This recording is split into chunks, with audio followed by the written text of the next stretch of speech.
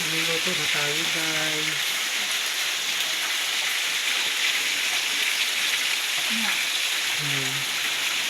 Niluluto tayo.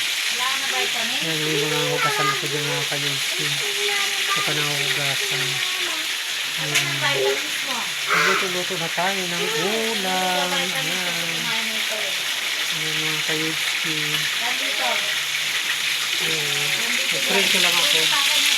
Nagprito ako ng chicken.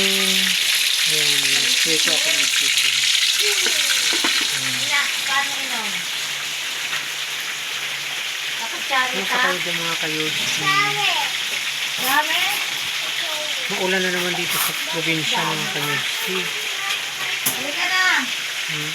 Napaka lakas ng ulan dito. Doon sa Manila, hindi sa gaanong umuulan. Ngayon dito malakas ang ulan. Doon parang paisa-isa lang yung ulan. Paminsan-minsan lang pero napakainit pa rin doon mga kayusi. Sobrang init. Kaya dito parang parang tatama rin maligo kasi malamig. Maliban sa malamig, malakas pa ang ulan. Kaya parang nakakatamad mga kayusi maligo. Nakaluto na rin ako ng kanin. Ayan. May kanin na ako. Nagluto na ako ng kanin mga kayusi.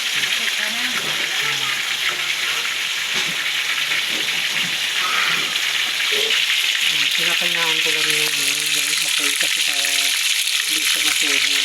Parang unti-unti lang mga kayusi. Parang hindi siya mabigla, Parang hindi mabigla. Kasi pag nagprito tayo, kailangan yung alalay lang ba? Kasi pagka binigla mo yung apoy, nasusunog na yung pinaka-ibabaw niya. Tapos yung loob yung silaw pa. Kaya kailangan kumbaga atay-atay lang yung apoy niya para talagang mag-absorb yung yung init sa loob na maluluto talaga yung ating piniprito. Mga kayusi. Kaya ganun. Kaya mga kayusi, kita nyo, ang lakas ng ulan.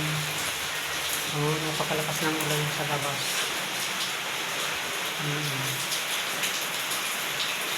Kaya malamig. Sobrang lamig.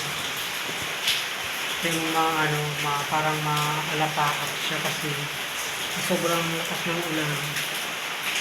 Malamig siya. Kaya minsan tatamarin kang minsan tatamarin kang maligo. Ang lakas ng ulan sa labas.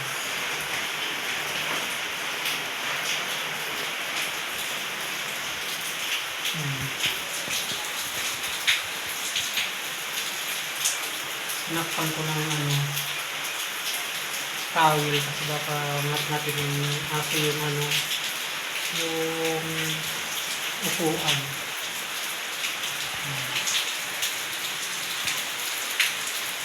Yung mga kayusi.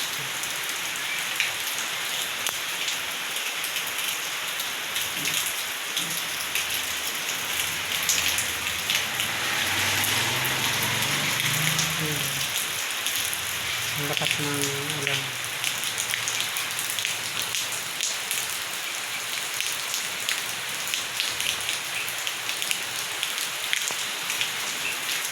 Ayan mga kayusi.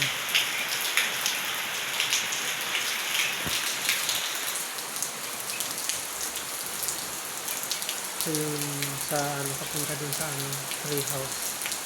Ayan yung side sa taas.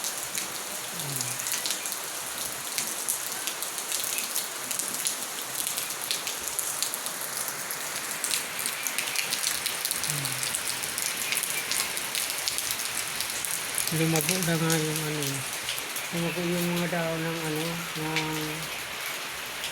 ba ito, yung dahon ng talisay mga kayusi, lumago siya. Ito yung sahig ng treehouse.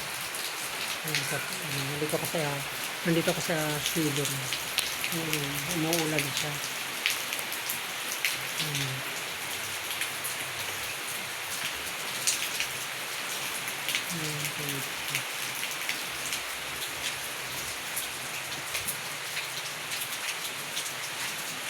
Ito, hindi kasi mga lupa, sinuhukay naman tubig.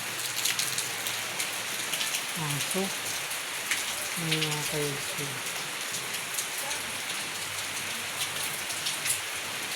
Ayan, mga kayo, umuulan.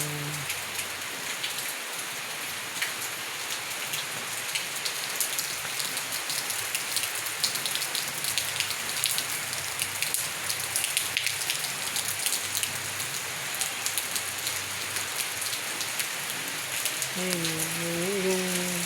simento, kailangan pala ito. Kasi ng yung parang steel brush para matanggal yung saka sa sobrang ulan na siya, parang nilulumot yung sahig.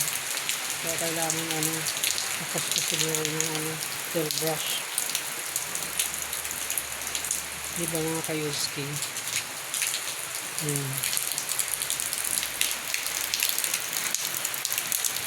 Pasok na mga kayuski.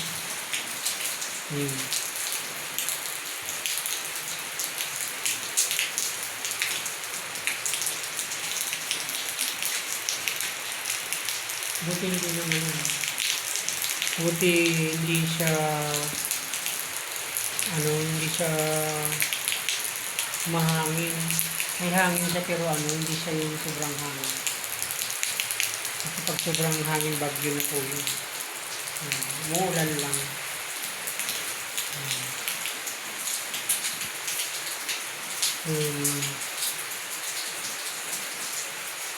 Kasi yung upuan ng tricycle mga kayuski, namatmak ng aso.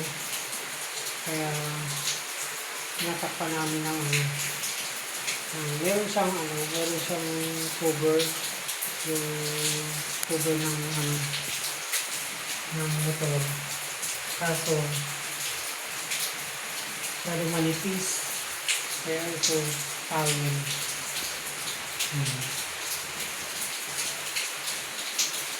Tawin yung pinagod.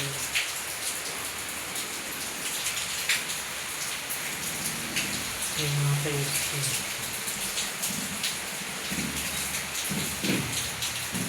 Ito naman yung ito yung gagamitin ng anak ko para natin yung upo namin sa school. Yan yung ginagamit na ang hatid-hatid. Malapit ka naman.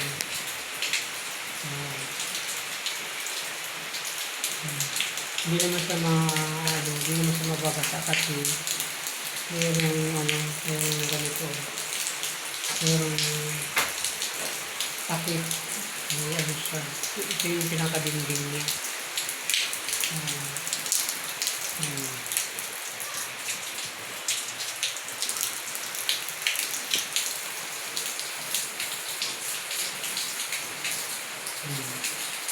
Meron yung e-bike. E-bike yung mga kayuski. Ito naman, pagka magbibiyahe na yan, malakas yung ulan, bababa lang ito. Bababa. Para hindi siya mabasa. Yung mga kayuski.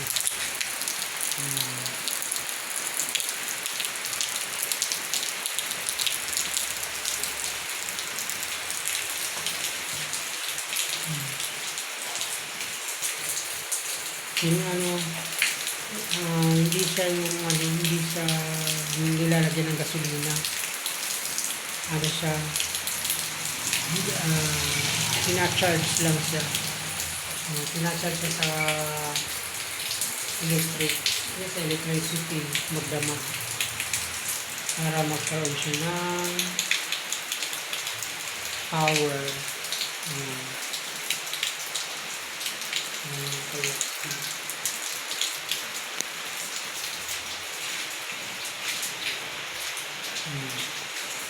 and guys, thank you very much. Salamat sa support niyo mga kayusi. Salamat sa mga nanonood. Thank you. Thank you po sa support ninyo sa aking vlog. Thank you very much. Goodbye.